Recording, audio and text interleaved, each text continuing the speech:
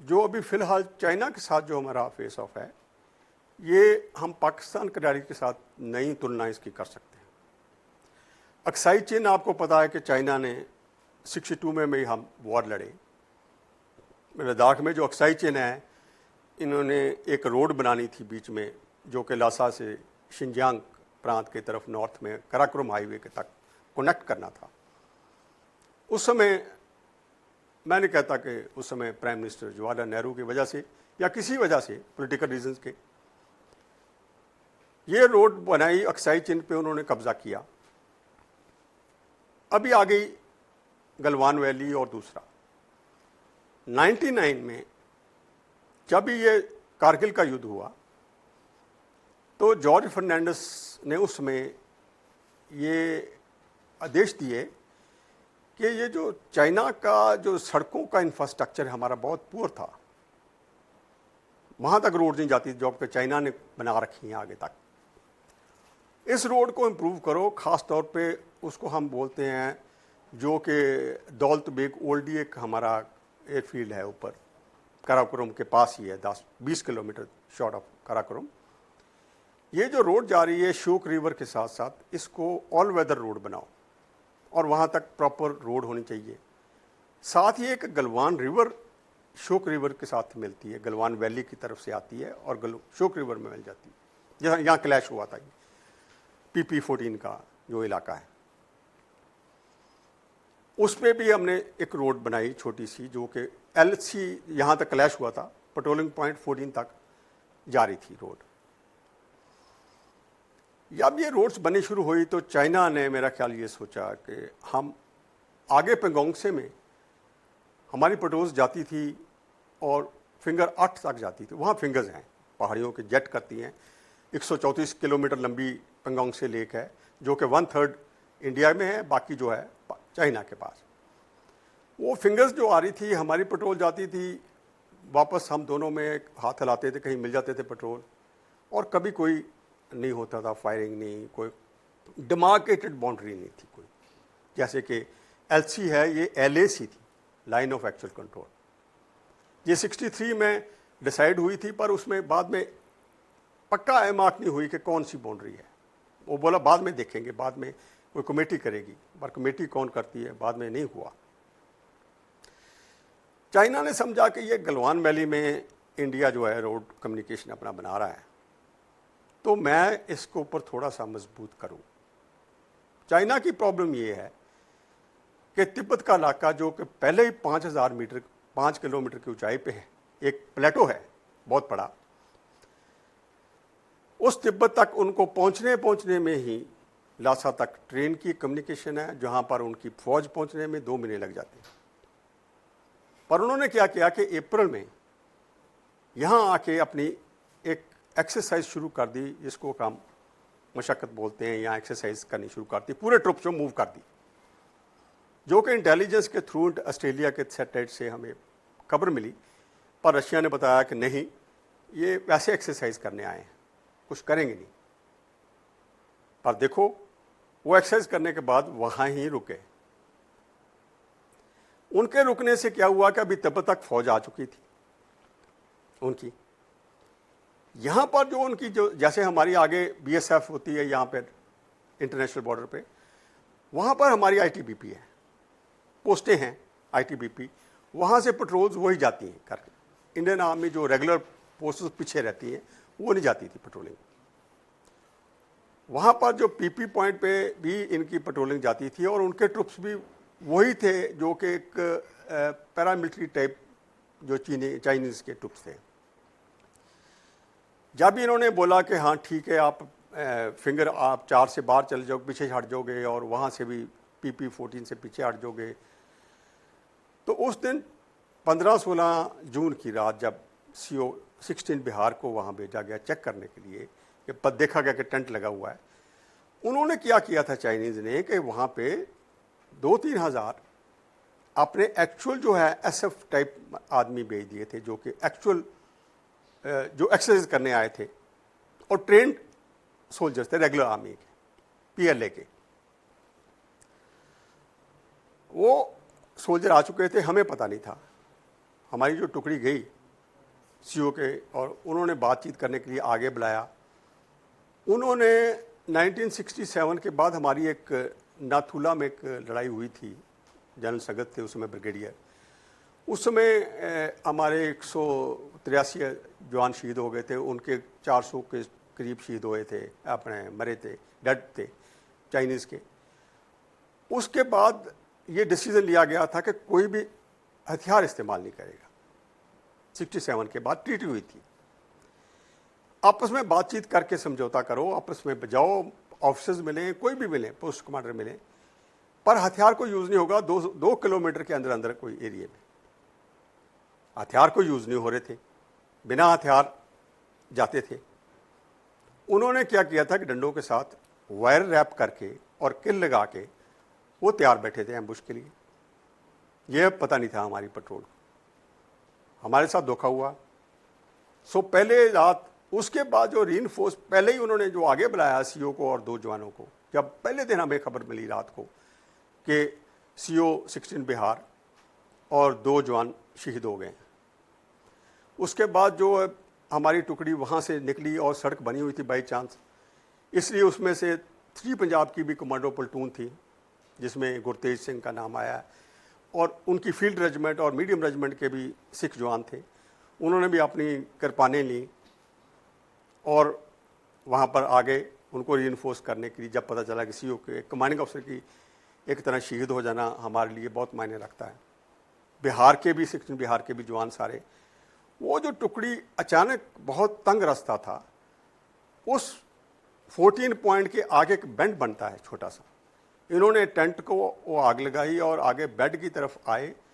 वहाँ पर उन्होंने आपस में गुत्थमगुत्था की लड़ाई हुई, जिसमें कि हमारे 20 जवान शहीद हो गए। ज़्यादा शहीद वो हुए जो कि गिरने की वजह से।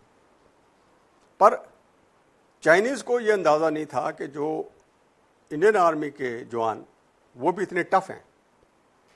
वो अपनी कुंग फू और अपने कराटे के ऊपर मेरे ख्याल उनको ज़्यादा था प्राउड, पे शायद हमारी नहीं सकेंगे, और वो रेगुलर जो सोल्जर्स थे। आप महसूस करो कि गुरतेज जिसकी मैं बात कर रहा हूँ, 3 पंजाब का, जो मेरी भी पंजाब रेजिमेंट है, 3 पंजाब मेरे नीचे रही है, वो भी कारगिल में बटालिक सेक्टर में। इस जवान ने 23 साल का लड़का, जिसने कि 13 आदमी, 13 चाइनीज़ मारे, और जब उसकी डेड बॉडी नीचे से मिली, उसके दोनों बगलों में 2 चाइनीज़ थे, उनकी डेड बॉडी थी।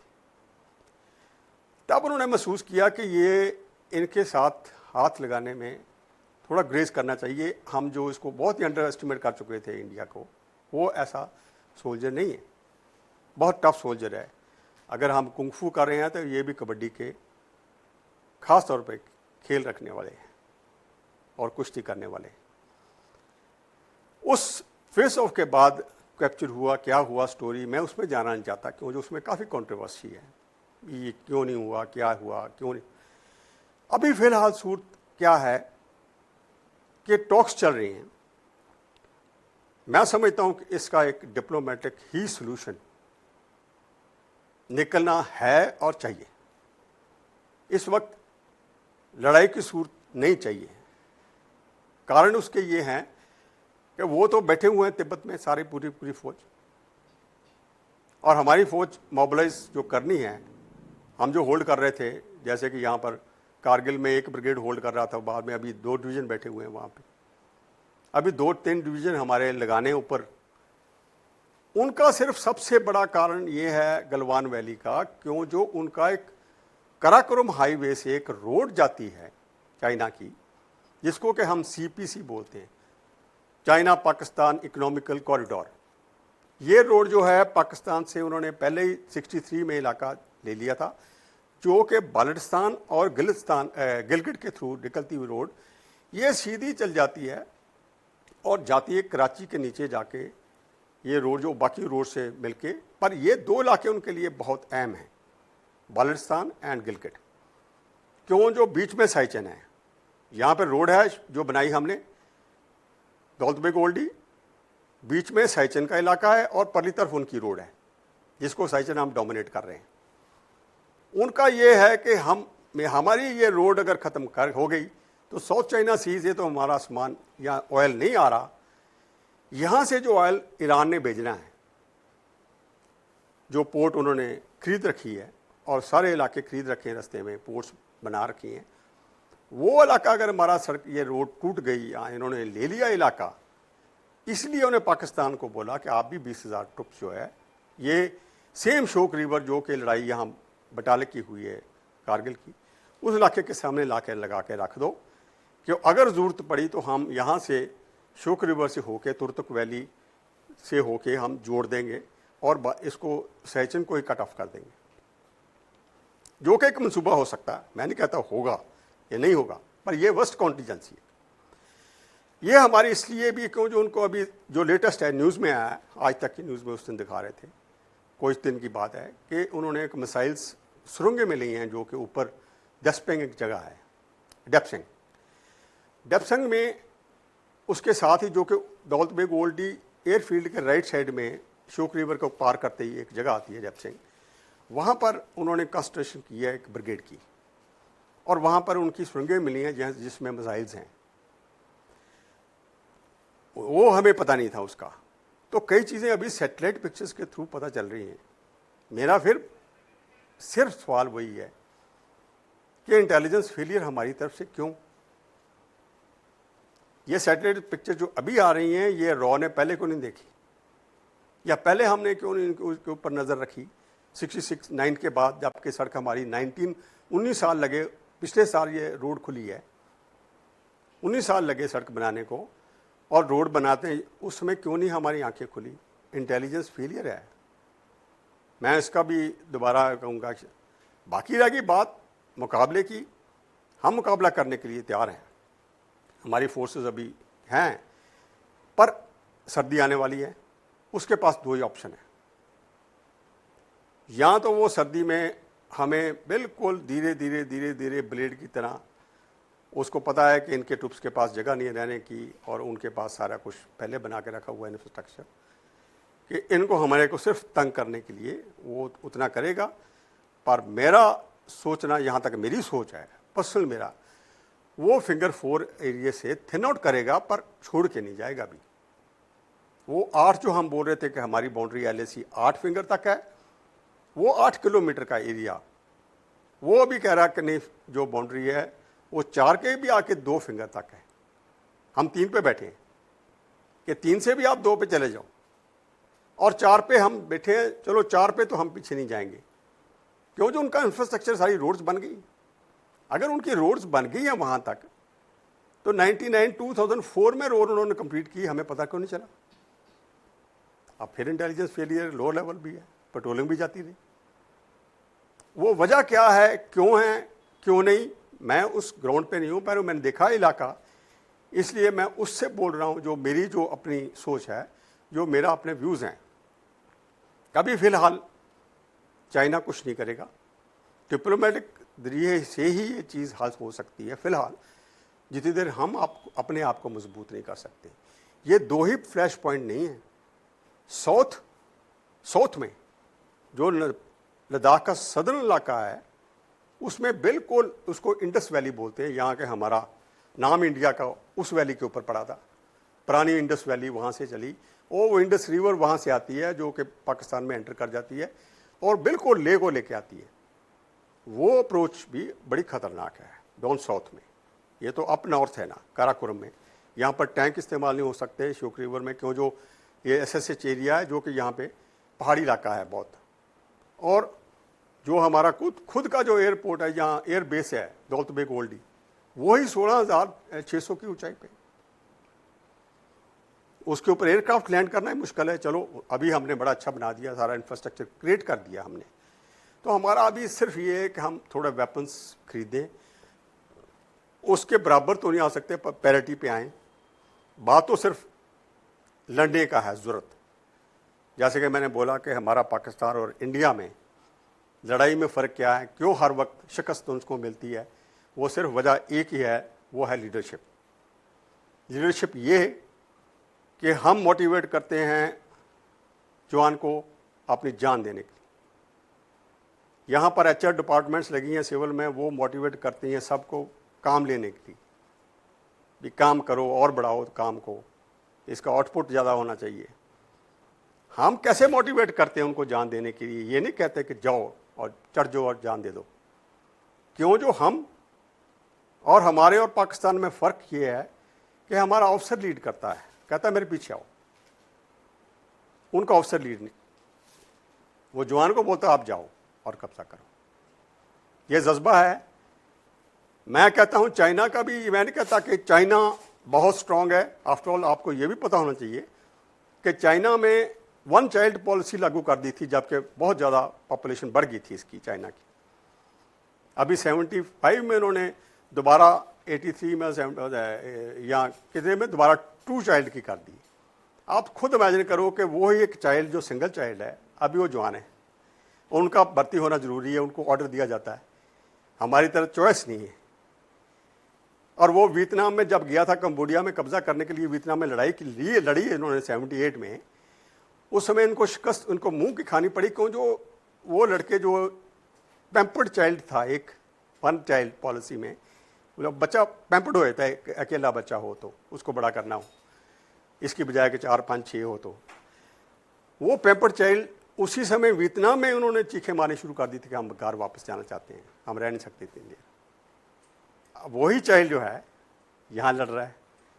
सो ये एक चीज़, मैं नहीं कहता कि हर चीज़ में हम बहुत आगे है। वो हथियार का सिर्फ बात नहीं है, it is a man behind the weapon. मायने हथियार नहीं रखता, और उसको चलाने वाला कौन है वो मायने रखता है। चाहे एक चाकू के साथ भी आप 20 आदमी का मुकाबला कर सकते हो, और एक गन के साथ भी आप बिल्कुल नहीं, आपके दिल में गुर्दा नहीं या जज्बा नहीं है या चलाना नहीं आता, तो बेकार है।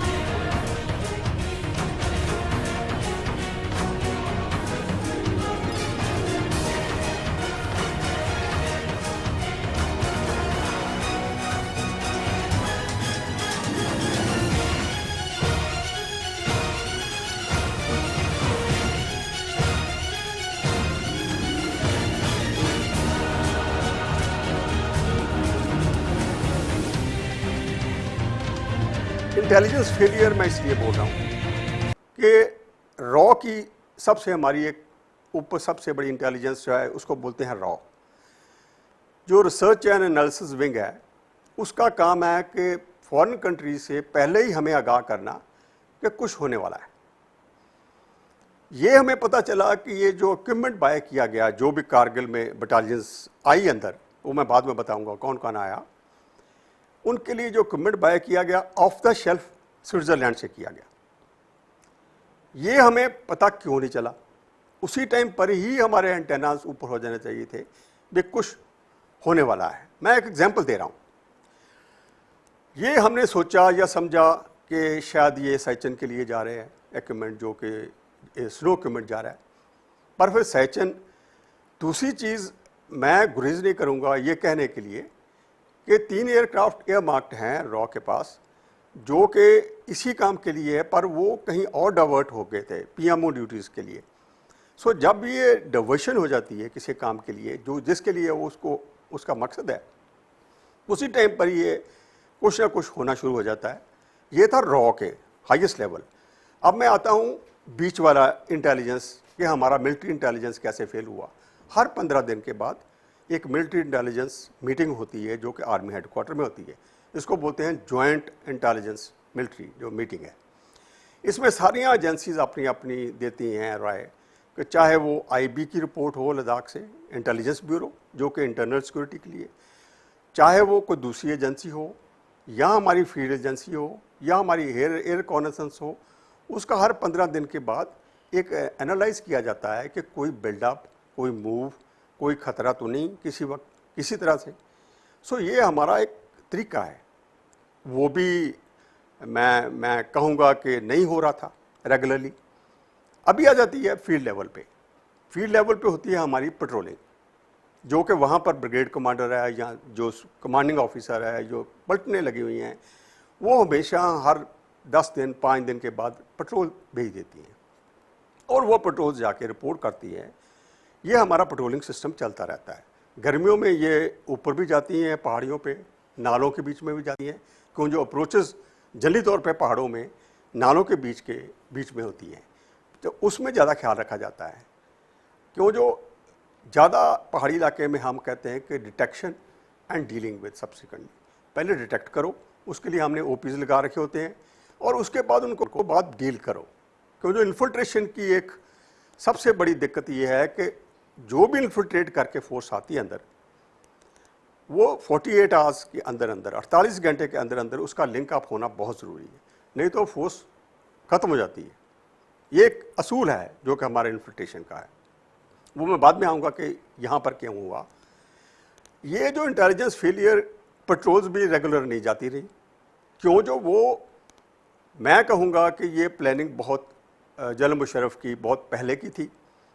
वो क्या फरवरी के ऑनवर्ड्स ये इंडक्शन शुरू हुई कि नई इंडक्शन शुरू हुई, पर ये कहने में क्यों जो इंटेलिजेंस नहीं थी, ना ही अपने किसी ने देखा, ना पेट्रोल्स गई, और ना ये ज़रूर एक बहुत बड़ी एक गलती थी हाईएस्ट लेवल से लेकर लोएस्ट लेवल।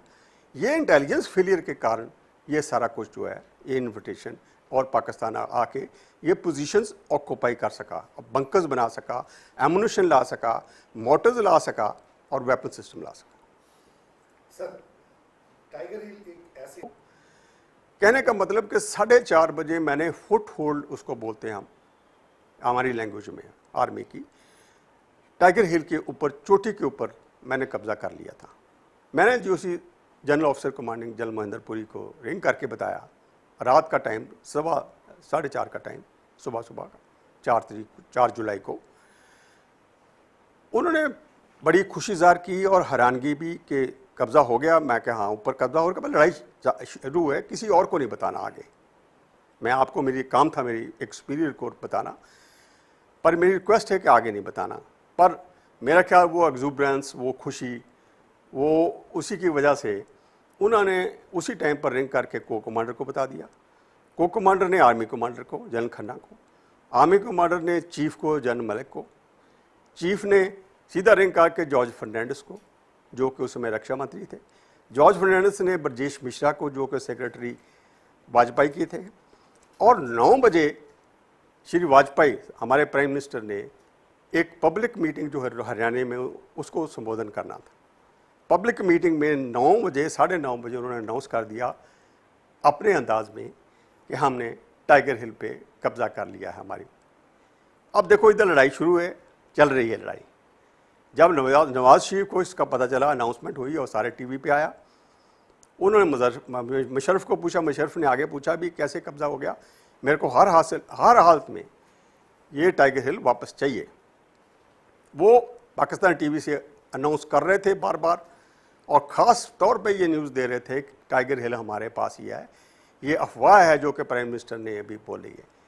अब देखो मेरा हाल, जब मैंने लड़ाई चल रही है रास्ते में, उसका कहीं भी किसी तरीके भी हो जाता है। यही वजह थी, अभी मैंने 8 सिख को बोला कि अभी आ गया टर्न आपका, अभी चढ़ाई कर दो। और लेफ़्ट साइड में मेरे को पता कि इनको रीइंफोर्समेंट आनी है, लेफ़्ट साइड में, जो कि साउथ वेस्टर्न रिज लाइन उसकी है। परली तरफ 12 नदर्न लाइट इन्फेंट्री, जो मैं बाद में बताऊंगा कौन कौन सी उनकी लाइट इन्फेंट्री थी, जो पलटने उनकी यूनिट्स लड़ रही थी। उनकी यूनिट्स जो काले कपड़े डाले थे, पर है तो रेगुलर थी, और जो ऑफिसर्स थे उन्होंने ट्रैक सूट डाला हुआ था। ये जो 52 आदमी, जिसमें के 2 ऑफिसर, एक मेजर परमार, रविंदर परमार, जो आजकल GOC 4 डिव है, जनरल हैं, उसके साथ लेफ्टिनेंट शरावत, बिल्कुल यंग लड़का, उसकी कमांडो प्लेटून। 52 आदमी, जिसमें के 2 ऑफिसर, 4 JCO और 46 जवान। चुने हुए, ये मैंने पहले ही वार्न किया था, चुने हुए थे, इनको लेफ़्ट साइड पे चढ़ा दिया। उन्होंने इलाका देखा हुआ था। ये रातों रात वहाँ पर जाके एक छोटी सी पोस्ट है, 3 पोस्टें हैं टाइगर हिल टॉप से नीचे की तरफ जो डलवान जा रही है, वो पोस्टों के नाम हैं इंडिया गेट, हेलमेट, और मैं बार बार रिपीट करूंगा इसलिए मैं बताना चाहता हूँ कि पोस्टों के हम नाम रख देते हैं। वो 2 नॉब थी, उसको इंडिया गेट हम बोल रहे थे। एक आगे हेलमेट टाइप शेप थी, वो रॉक थी, उसको हेलमेट बोलते थे। आगे एक रॉकी नॉब थी, रॉकी नॉब की तरह थी उठी हुई, उसको रॉकी नॉब बोलते थे, यहाँ उनका कंपनी हेडक्वार्टर था। तो वहाँ जाके इन्होंने सुबह सुबह अर्ली मॉर्निंग, नेक्स्ट मॉर्निंग, इन्होंने हेलमेट के ऊपर कब्जा कर लिया 8 सेकंड। अभी उसमें वहाँ से मुशर्रफ का ऑर्डर आ गया कि वहाँ से किसी तरीके से भी 12 NLI 7 वाली 4875 जिस पे कब्जा किया हमने, 7 वाले फीचर पे, ये जल्दी से जल्दी वो अटैक किया जाए, काउंटर अटैक। वहाँ से काउंटर अटैक उस दिन तो नहीं, रात को टाइम पर नहीं आया। नेक्स्ट मॉर्निंग जो आगे हमने हेलमेट तक लड़के भेजे थे, शरावत और 20 आदमी, उसके ऊपर अटैक आया 20 आदमी का सुबह सुबह 6 तारीख को अर्ली मॉर्निंग। वो जो अटैक बीट बैक कर दिया हमने। उसके बाद 2 ऑफिसर उनके अटैक लीड किए थे, जिनमें काफ़ी स्ट्रेंथ उनकी 60 आदमी के करीब। वहाँ से मेरे ख्याल प्रेशर बहुत बढ़ गया था, भी टाइगर हिल वापस लेना ही लेना हमने। वहाँ से काउंटर अटैक आया। जो 2 अफसर लीड कर रहे थे, एक था उनका कैप्टन करनाल शेर खां। करनाल शेर खां इसलिए भी बोल रहा हूँ कि क्यों, जो मैंने लेटर्स पढ़ी हैं उसकी, जैसे हम करनैल सिंह, जरनैल सिंह नाम रखते हैं पंजाब में, ऐसे ही उनके गिलगित का रहने वाला था, पहाड़ी इलाके का, तो उनके फादर ने या उसके वालिद ने नाम उनका कर्नल शेर खां रखा था। तो कैप्टन था कर्नल शेर खां, कैप्टन कर्नल शेर खां। उसके साथ मेजर इकबाल था, जो कि SSG स्पेशल सर्विस ग्रुप का, जैसे हमारे कमांडो है, SF ग्रुप है, वो दोनों लीड कर रहे थे। वो तो खैर बाद में उन्होंने हमें वहाँ से हमारे पैर उखाड़ दी। 2 JCO जो हमारे वहाँ पे शहीद हो गए पहले ही, और हमारे 8 आदमी वहाँ पर ज़ख्मी बहुत बुरी तरह, उनको पीछे विड्रॉ करना पड़ा। आखिर पे ये बैटल जो है हेलमेट में आके वहाँ रुक। यहाँ पर हमारे ये दोनों ऑफिसर ज़ख्मी थे। हालत ये पहुँच गई कि बार बार वो मोटिवेट करता था, ख़ास तौर पे ये कैप्टन करनाल शेर खान, जो 12 NLI का था, नदन लाइट इन्फेंट्री का, और उनको लाता था। क्यों, जो मेरे को, मैं डायरेक्टली इन कम्युनिकेशन था, जैसे मैंने बोला कि मैंने डायरेक्टली CO से परमिशन ले रखी थी कि मैं बात करूं। और मेरे को अभी तक नाम उनका याद है कि सूबेदार निर्मल साहब से बात की मैंने कि की गल है, की है साहब। उन्होंने कहा कि साहब एक बंदा हैगा, मुंडा चंगा जवान मुंडा है, ट्रैक सूट पाया, वो वार वार इन्होंने मोटिवेट करके ले आउंदा, बाकी तो कुर्ते पजामे ते ने, पर वो पिछे हट जाते हैं, फिर उन्होंने ले आंदा है। मैं कहा जो ट्रैक सूट पाया ये जरूर ऑफिसर है, सो कोई गल नहीं, तुसीं इहनूं किसी तरीके नाल इहनूं खत्म करना है। कहता सर साडे तो ऑलरेडी शहीद हो चुके हैं 2 JCO, 14 जवान साडे, 15 जवान साडे जख्मी पे ने, साडे अफसर दोनों जख्मी पे ने, और मेरे भी लगी है गोली। मैं कहा बस हुण वक्त है, हुण तुसीं उठो, ये पूरी गूंज जिहड़ी है टाइगर हिल जकारिਆਂ नाल गूंजी चाहिए। वो जो बोले सोनहाल का जकारा है, ये एक मैजिकल इफैक्ट है, जिहदा कि मेरे ख्याल दुश्मन तो इन्ना ज़्यादा पैरालाइजिंग इफैक्ट है, चाहे वो चाइनीज़ ने चाहे वो पाकिस्तानी ने, वो जकारिਆਂ दे नाल पूरा वातावरण गूंज गया। और उस लड़के नूं अगे एक सतपाल लड़का है, जिहड़ा कि हुण मैं ASC बनवाया चीफ मिनिस्टर साहब नूं कह के, उन्होंने वीर चक्कर मिलया। बाद मैं रिकमेंड किया उन्होंने घट तो घट महावीर चक्कर लई। उस लड़के ने जख्मी होने के बावजूद भी, मैं कहा उठ के उन्हें बैलेट नाल 3 बंदे मारे, और इस ऑफिसर नूं दूरों 10 गज तो मार गिराया। ये जदों ये गिरिया है, ये अफसर बाद जो दस्या करनाल शेर खां, कैप्टन करनाल शेर, उस वक्त उन्होंने अटैक टुट गया। जित साडी सी, आखिर गल तो जित दी हुंदी है, क्यों जो वार दे विच कोई रनर अप नहीं हुंदा, या जेतू या हार गया।